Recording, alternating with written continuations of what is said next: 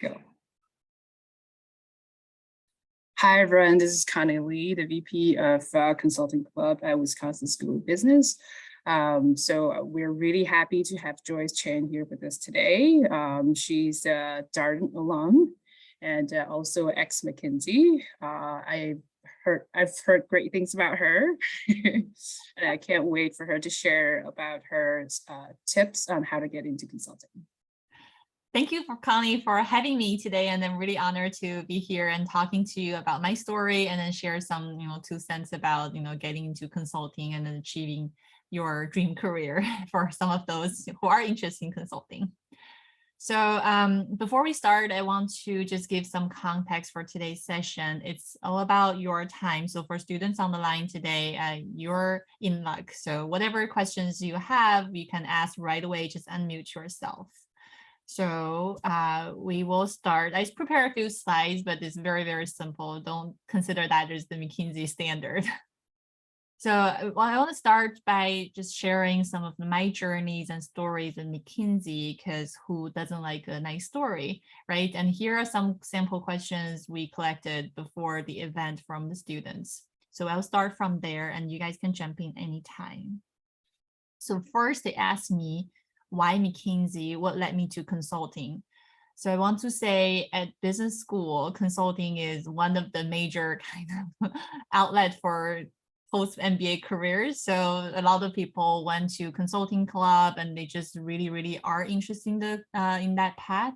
I was not so familiar with that in the beginning, but then I started seeing a lot of my classmates got the practice from consulting clubs, and they just their logic thinking and then their communication got so much better, just even from the practice of cases and practice of consulting interviews. So it was like, wow, that was powerful. And then I landed in my internship at Microsoft and in the headquarters. So starting from day one, when people were talking to me about my team, they were like, oh, your boss's boss, like the general manager of this team is ex-McKinsey. He has a really high standard, blah, blah, blah. So you must be like prepared for that. And then I just, keep hearing about those consulting, ex-consultant, ex-McKinsey. It was like, wow, it's just such a big hollow.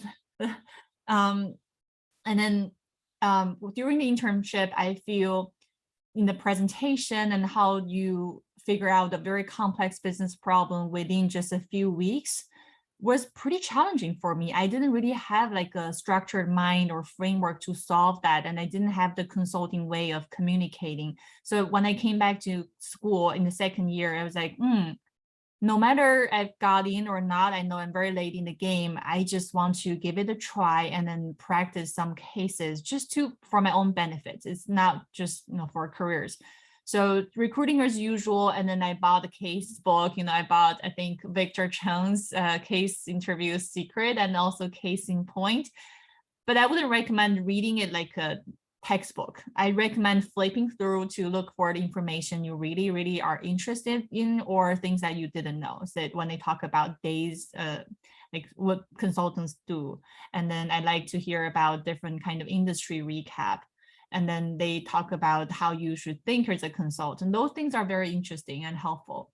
So I was just preparing to read that. And then luckily I got an invite from McKinsey because they don't require cover letters. So I drop my resume every time I see a chance.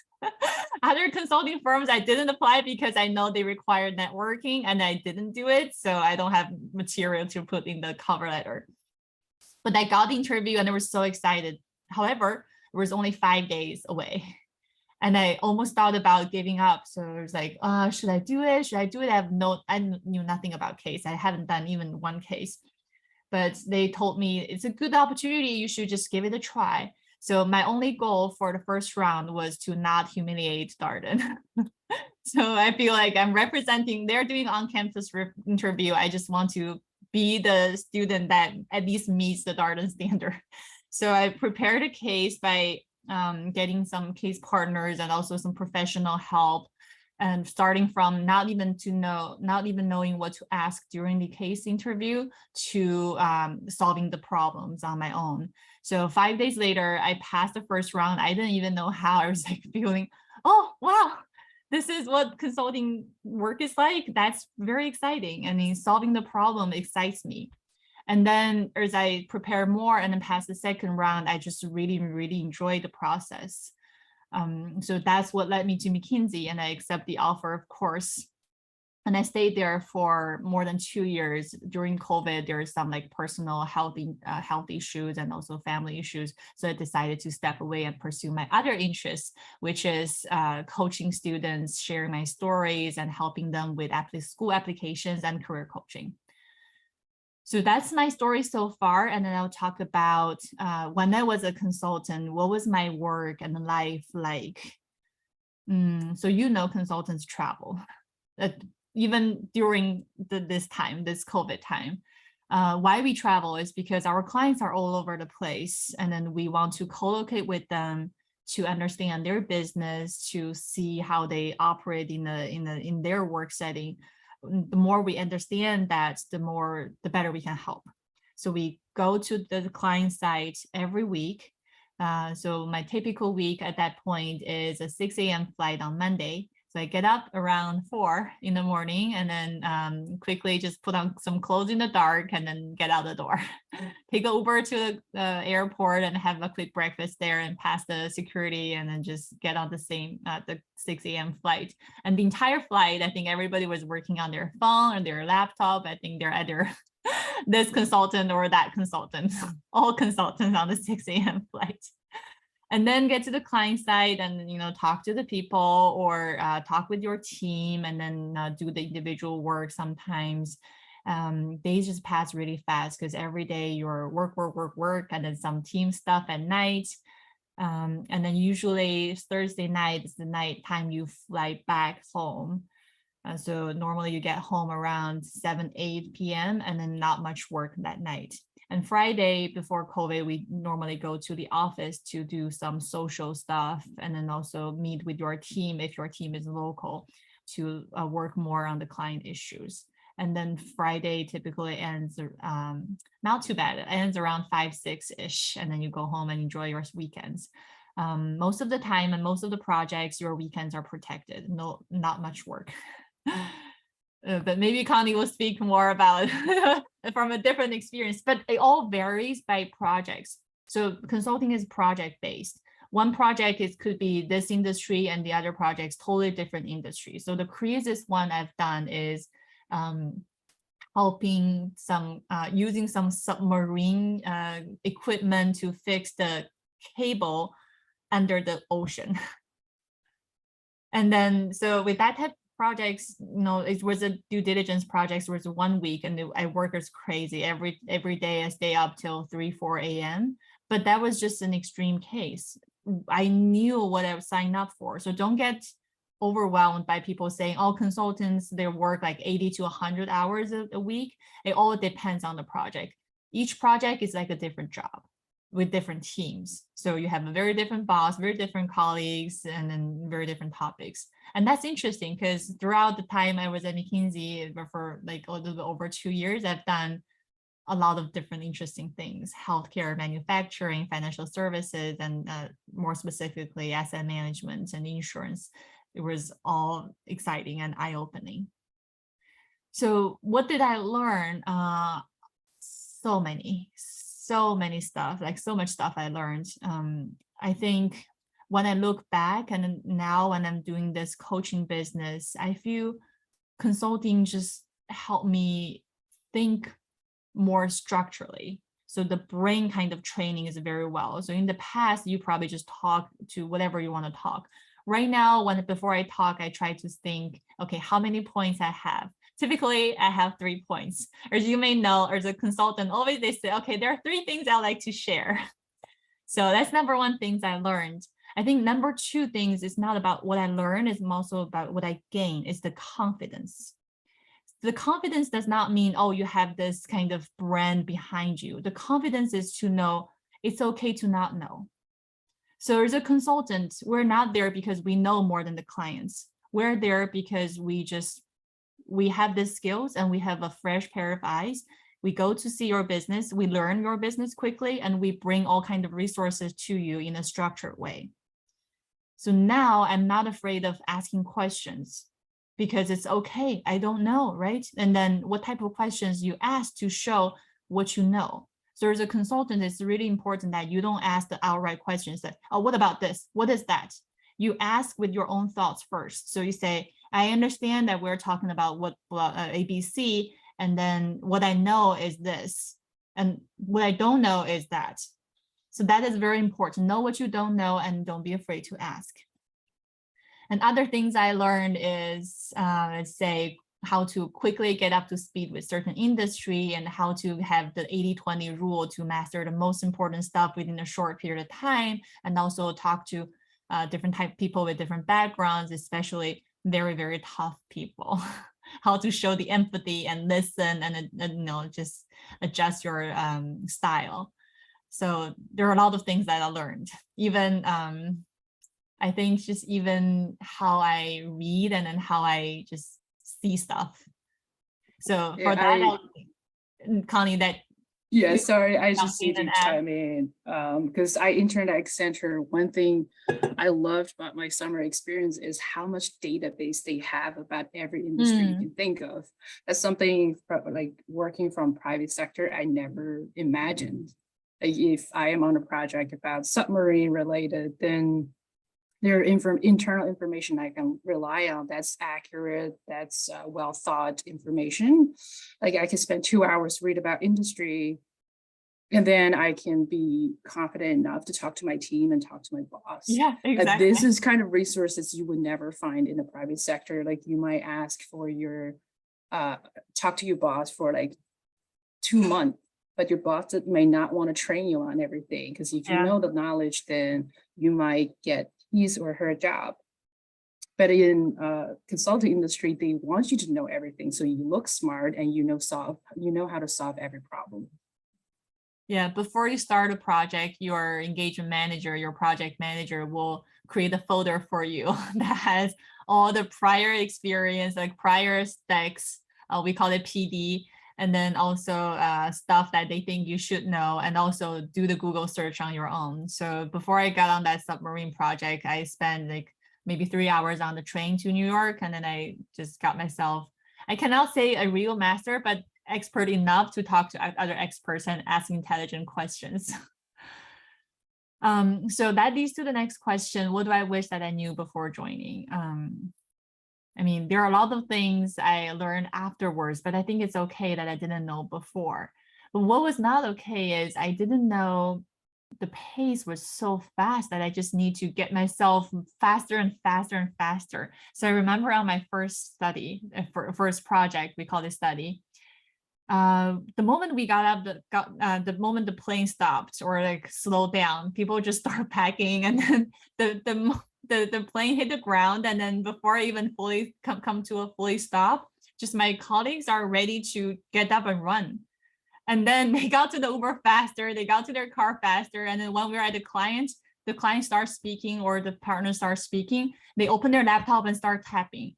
And my laptop is still like restarting or like just coming out of the sleep mode. I was amazed how like we have the same laptop from the company. How come theirs is just responding much faster than mine? I still don't understand, but next time I just carry my laptop with the screen open. And then you just know the fast is really, really fast. And then so at the beginning when the partner is talking, I didn't even know, I was just listening. I was like, oh, okay, good. And then they asked, did you write that all down? Send it to me. I was like, what? So, I mean, I wish I knew those things beforehand. And my colleagues who were consultants or who work in those very fast-paced industries, they already know those things, and they just get onto the work very quickly. For me, it was quite a learning curve because prior to MBA, my career was kind of in a slower industry because I was in asset management, and asset management, it's like long-term, like every cycle is like 3 months. But at McKinsey, every day is like a month.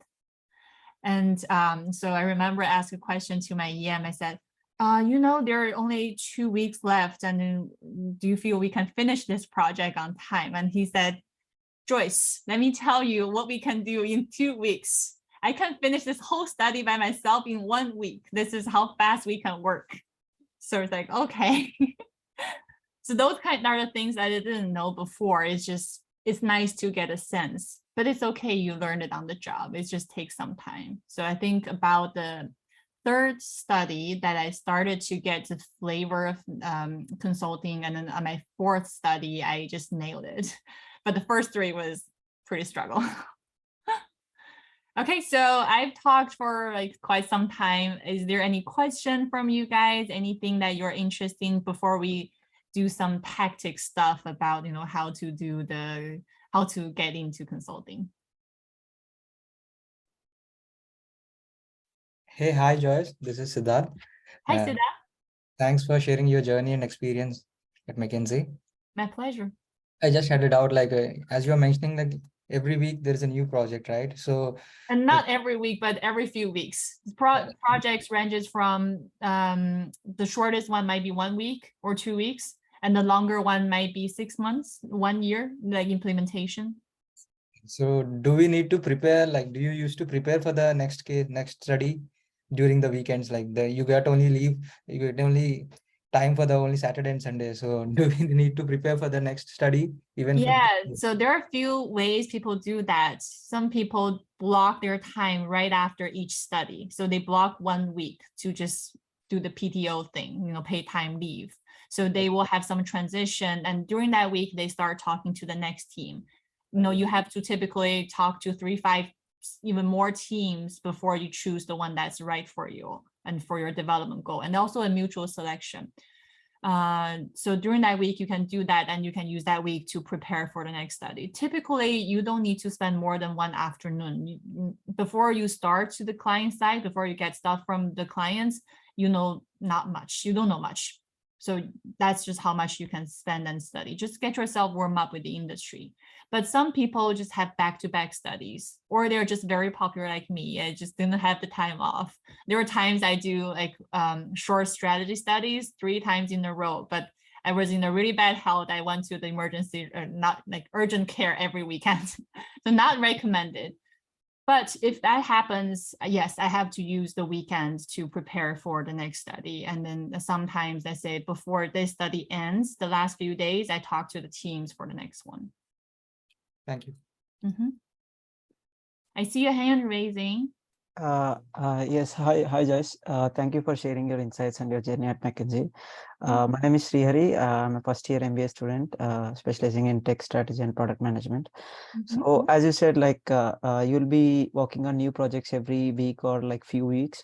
So it will be like you'll be changing teams frequently, like working with cross-functional teams and other teams. Like you got to, how challenging, my question is like, how challenging was it for you to adapt to the new teams and situations, like new team members, as you'll be changing teams frequently? So how challenging it was for you adapt to the new team members? It could be a blessing, it could be challenging. So if what's blessing is, what if you didn't really get hit it off with your prior team, right? Next one is a new opportunity. So jokes aside, everybody was super nice. They just have different styles. So at McKinsey, we recognize that. I think all consulting firms recognize that. That's why you hear all things like MBTI style and all kinds of personality traits. So before you start your study, there's like team talk. So there are certain things teams do. They talk and then they get to know you and they say, what is your MBTI? And then that gives you them a like 80% sense. Like, are you, and then also they ask you, what is your working style? Like, are you a morning person, night person? And then do you have certain things that you have to do to protect your time? Let's say one person on my team said, I'm training for a marathon. So every night after work before the dark, I will go run. So that's my protected time. If you want to talk to me after that. And the EM is totally cool with that. That's their job, that you accommodate the work based on each person's schedule. So if you're a morning person, right, you tell them like at night, my brain just go to a fog and then let's talk in the morning. I have to log off at 10 p.m. but I can get up at 6, right, or 5, whatever you need. And then you get things done. That's totally fine, as long as you get your work done and communicate well. So talk to them beforehand and then let them know you. That's your job, and then your EM is to accommodate that. So it's challenging. I think it's okay. The challenging part is actually when you are on a new team, you need to prove yourself. It's just like when I'm working with a new client, the first few classes, I feel extra hard and extra tired because they don't know you, they don't trust you yet, and you have to just really show them what you can do for them and how you care and then the credibility.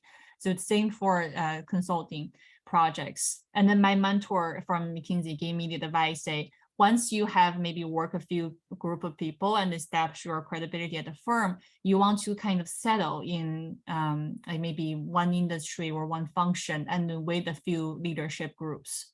So you don't have to constantly prove yourself. That could get tiring really fast. Thank you for your answer. Yes. Sure, Sri. I mean, similar to other industries as well. Once you kind of get into that's why I think industry jobs are relatively slower pace, because you are with those group of people and they know you can do the job. They don't push you that hard because they know you will get it done. But at consulting, initially, they just don't know. So they want to make sure everybody is under the same kind of tension. Thank you, Joyce. Yeah. Of course. Did Connie raise a hand?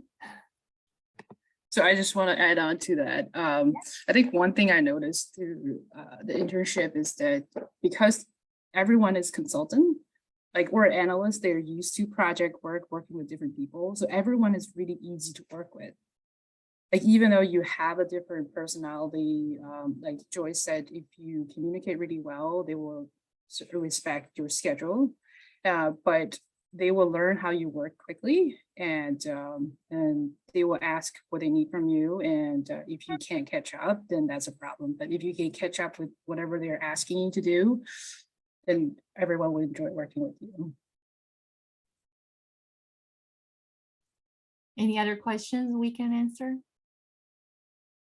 I think I did have a question earlier. Sorry. Oh, sorry, got it. No, go ahead. Just because I know some of our attendees, they may apply to analyst position. Is it okay if you talk about your team structure? Like, for example, how many consultants on the team, how many analysts, and do analysts travel with the consultant as well? Oh yeah, absolutely. So I think it's the same for different consulting firms. Analysts do almost the same work as the associates.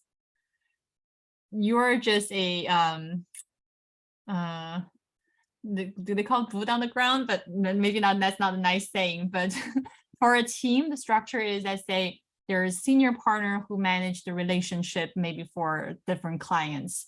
So for each study, there's a senior partner, but you don't see them often because they are, they're managing a lot of high level stuff. But they will be there when there's a very, very critical meeting. And then there are partners who is like the engagement director, so directly supervising certain study. They may show up maybe once or twice a week for the team stuff. And then under that, there might be associate partner, or some studies don't have the associate partner. Associate partner is basically like apprentice to get to the partner track. So they kind of do whatever the partners do, but they are also more hands-on on the team coaching. And then your day-to-day, there is engagement manager, just similar to a project manager. They report up to the partner, and then they will manage the team, and then they talk to the clients. So engagement manager role is very important and pretty tough. And then we're reporting to the engagement manager, there is analyst, and then there is associate. So at McKinsey, we call it BA and associates. We are pretty much working alongside. So let's say if there are these type of people on the team, then that means we have 3 work streams. So when you do the case, you will know the first question typically ask you how to do a structuring, how to do a framework, right? Then you break down the problem into, let's say, 3 aspects. Then you hire 3 associates or 3 BAs on your team. And then you give them 1 for each to tackle. And that's typically how you structure the team. And then we work on similar stuff, and then I work alongside with analysts a lot. And they are actually, I think, the most brilliant minds I've ever seen. But the little bit difference is some studies like to staff analyst level, some studies like to staff more mature, like associate level. The difference is, this is my understanding, definitely not 100%. So, but typically the rule is if the study has a lot of, let's say, maybe data analysis, a lot of those hard technical stuff, I think getting the analysts on the team, especially with some kind of relevant background, is going to get things done a lot faster, because they're just so bright, and they're young, and they're driven. They know all the tricks, and they know all the shortcuts, and they're cheap. So each team had their own kind of internal kind of timesheets and reporting and expenses. And then associates and then analysts, because they have different years of experience, the rates are different. So the associates, if they can staff analysts, they wouldn't staff associate.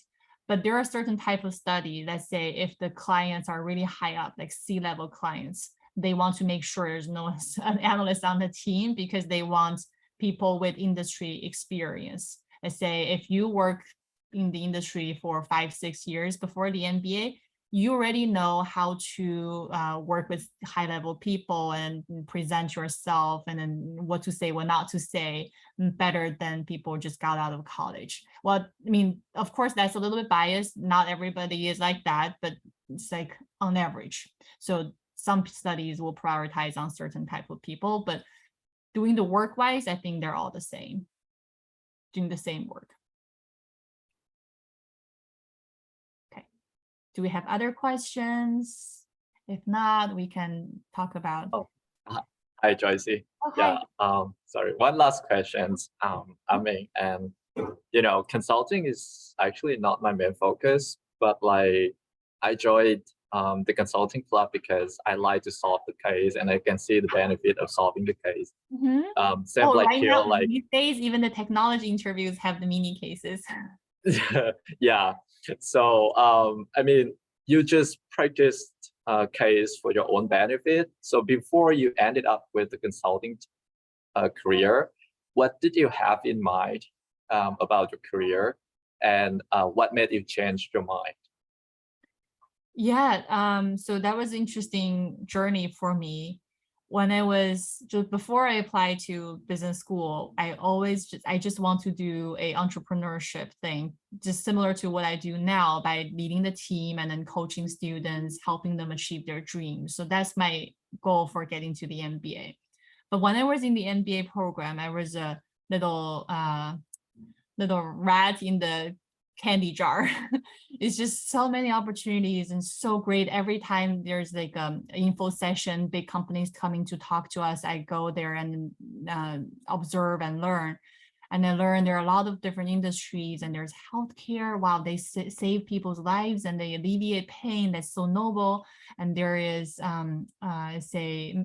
consumer industry that they do things that say wine, that's really interesting, and they do like food, and that's my passion. And also say function wise, I had the highest score in my marketing class, and I really enjoyed the class. I was like, oh, maybe I'm really good at marketing, so maybe I should pursue a marketing career. So the first year I was all over the place. I did maybe almost 100 networking calls because I recruited a lot of different industries, and my cover letter, I spent so much time crafting for different versions because there's a lot of different directions. And eventually I tried a new function, a new industry in the West Coast, in a new location. So I achieved all those things. And then I realized I really missed my original, like what I came from, which is investment management. For some kind of not so noble reasons. Number one is, well, investment management is having a really high margin. So the business kind of is slower pace, but better pay. And then just like smaller teams. So I really missed all those things. So the first year after I tried these different directions, I want to go back to investment management. And luckily for my school that year has a few firms that recruit on campus for say the management trainee kind of position for some major asset management firms, and I got some offer from those. So I thought I would go back to that industry until I got the offer from McKinsey, and I want to try something new again. Thank you for sharing your journey. Interesting. Sure. So I mean, that just tells me I think MBA is a really great 2 years to try out whatever you want to try. You're not going to regret for things you did. You're going to regret for things you missed, right? So if you have any dream or any unfulfilled wishes, just go ahead and try it. You never know. Okay. So with that said, yep. Let's move on to some tactic stuff. So people sometimes expect, okay, so tell me exactly what I should do to get in, but it's not that easy. It's not a conversation that I can pack into, let's say, a 30-minute session to just get someone to, let's say, to the next level to pass the interview. But I can tell you it's not as complicated as you maybe initially thought. So it takes only 2 steps. So bear with me. It may sound like I'm just giving you the very basic stuff, but it's really simple. So the first step, you just need to get your resume polished and selected. And some companies require cover letters, some companies don't. So for the ones that require cover letter, do a lot of networking, and then to put some content, concrete content on your cover letter, and then really show that your interest and understanding. But more importantly is your resume, because that's going to be used for every single application. And how to polish your resume. I think for the consulting resume, how it's a little bit different from maybe when you apply for other positions, is consulting is just screaming for your impact. Your resume should not be focusing on what you did, but instead what kind of impact you created. And it's even better if you can quantify that. So I include a very short example because I cannot really share my client stuff. So if some people say, oh, I conducted financial analysis for like monthly reporting and blah, blah, blah, that's a bullet. That just tells me what you did. But how you did it, how you're better than other people, what's differentiating about you, I don't know. I don't see that. So that's not going to get you to the consulting door.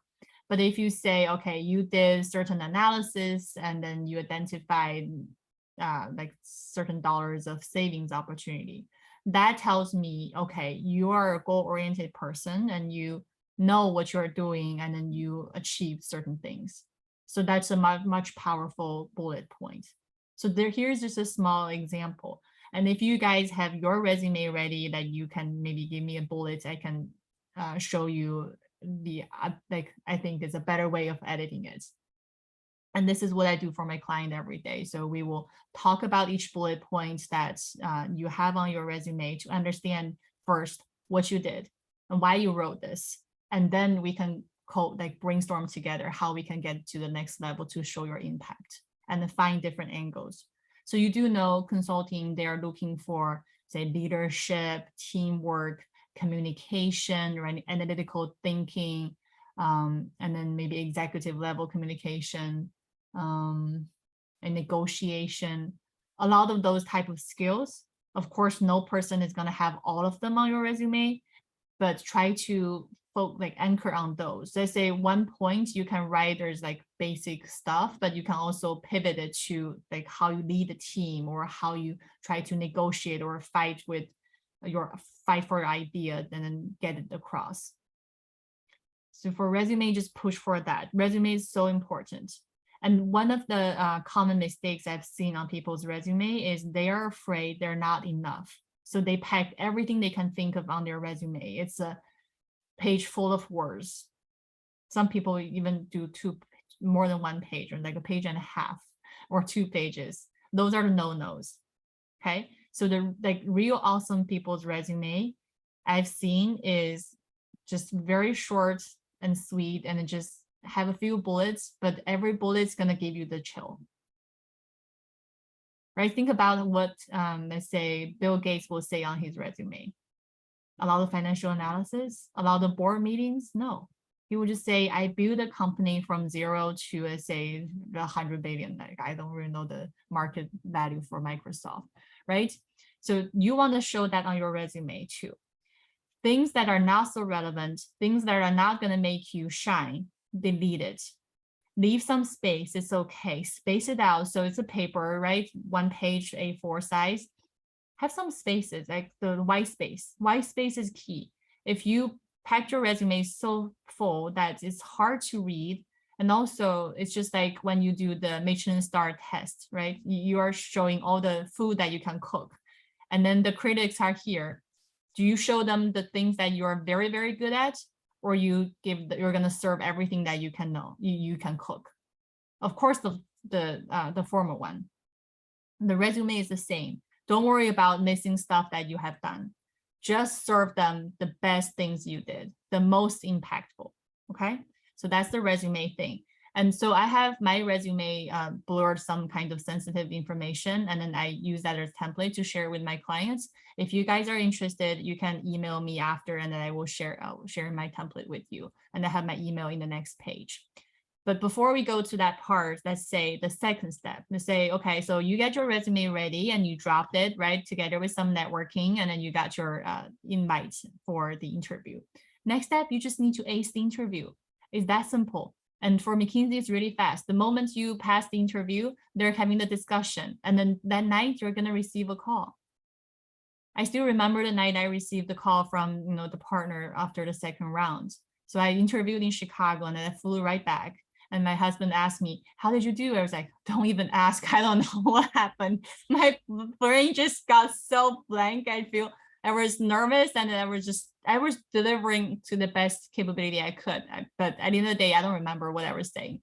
And then that night when we were back to Charlottesville, and then I got a call, and there was the partner who interviewed me, said, Joyce, I'm so, right? I'm calling from McKinsey. I said, okay, well.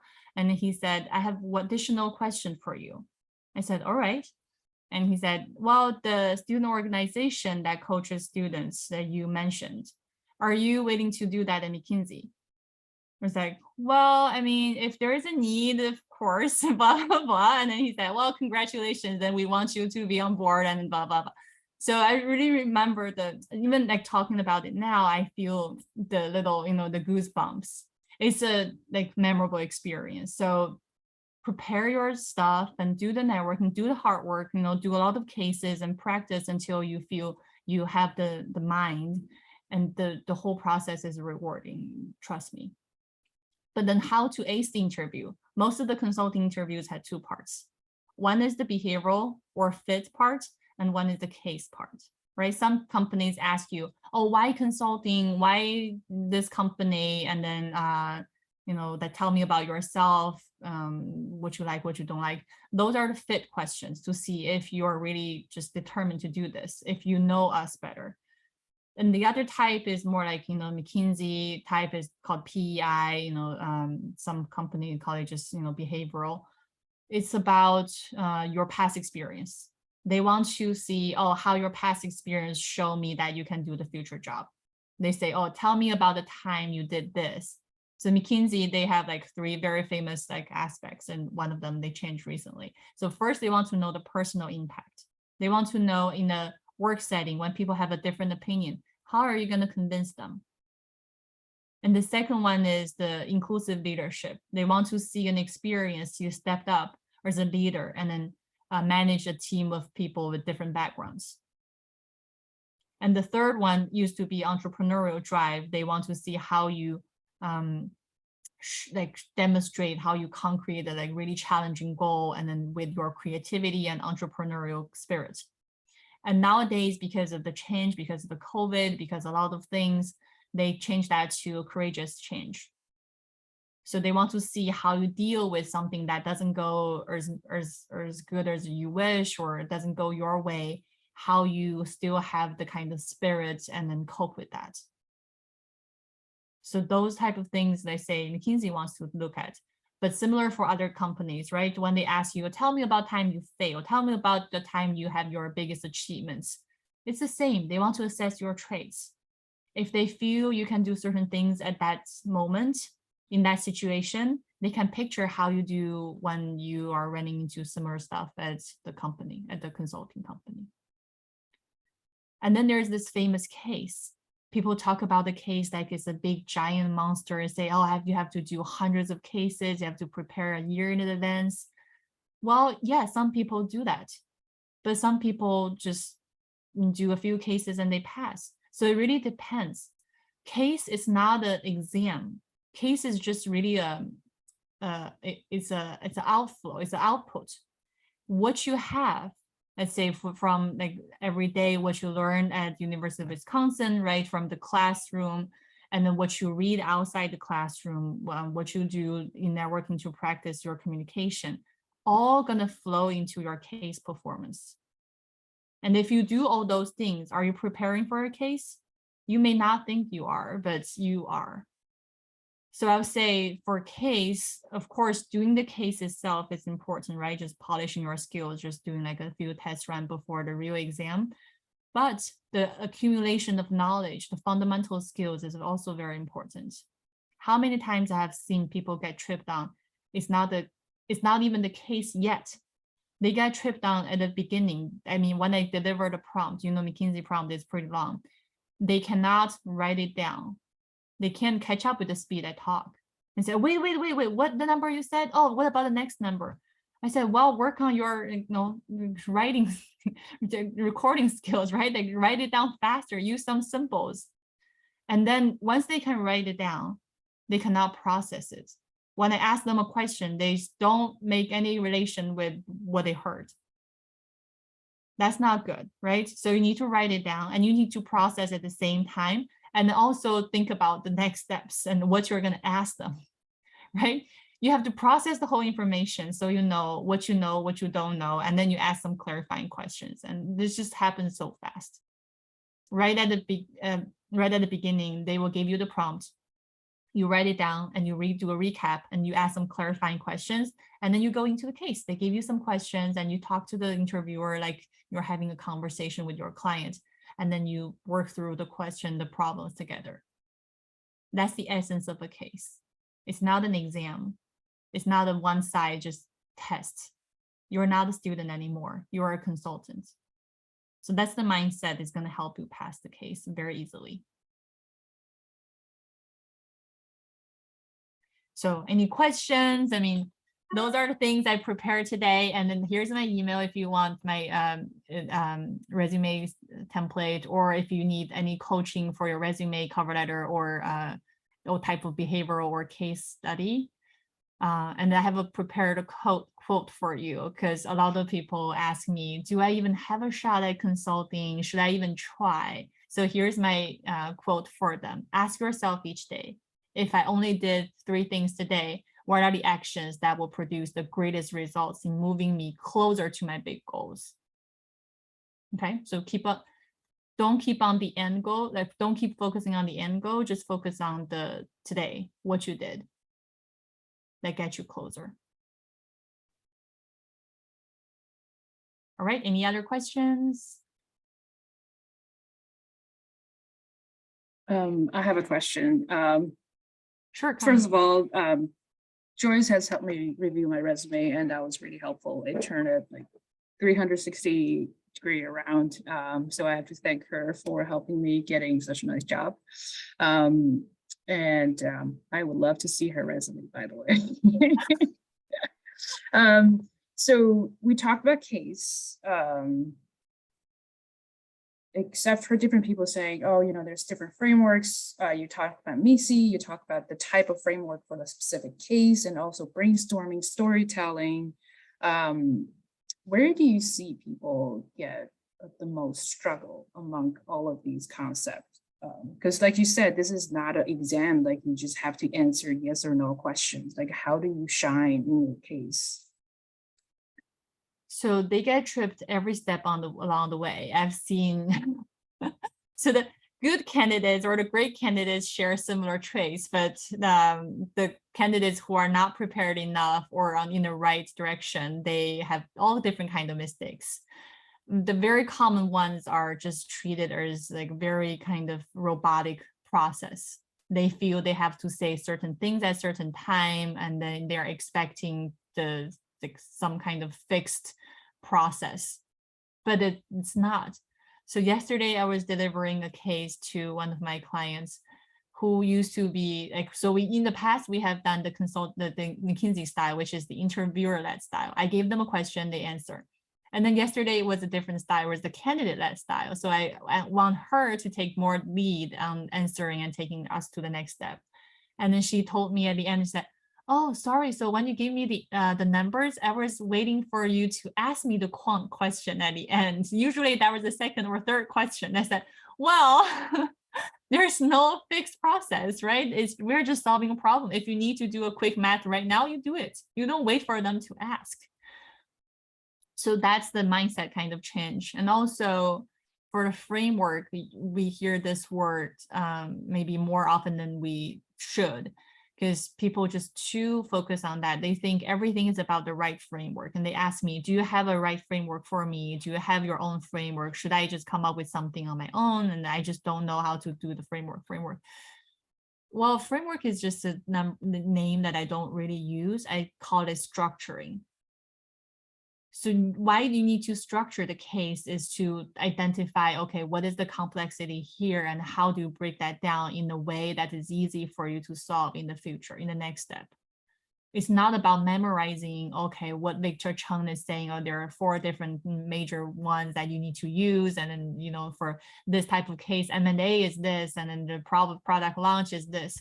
I tell them if solving a consulting case or solving a consulting problem is just as easy as memorizing a few frameworks, companies are not going to pay millions of dollars to hire consultants, right? What is a case? Case, it is standardized project deliverable. It is just our day-to-day work project got summarized in certain way or simplified in some way for you to get a sense of what is it like to work as a consultant. So it's a real work. It's not about, I mean, you have to treat it as like a real business problem. There's no formula for that. Of course, there are certain things that you can memorize or you know that will help you, right? Establish first understanding, but it's not going to help you solve the entire case. So that's the common mistakes I see. Thank you very much. Mm-hmm. Absolutely. So if we don't have any more, oh, there's a chat. Oh, okay. So they have to leave for the next class. Connie, what do you say? Should we end it here? And then if they have more questions, they can just email me directly and happy to help the University of Wisconsin students. It's really nice. Thank you so much. Thank you for your time. I know we're 5 minutes over. If anyone has questions for Joyce, please email her. And if you have other questions or other topics that you want to speak on, please email me after this meeting. Thank you so much. Next week, we'll do the networking coaching. Right. And hope to see you. Yep. Thank you for having me, Connie. Bye, everybody. Thank you, Joyce. Yep. Bye.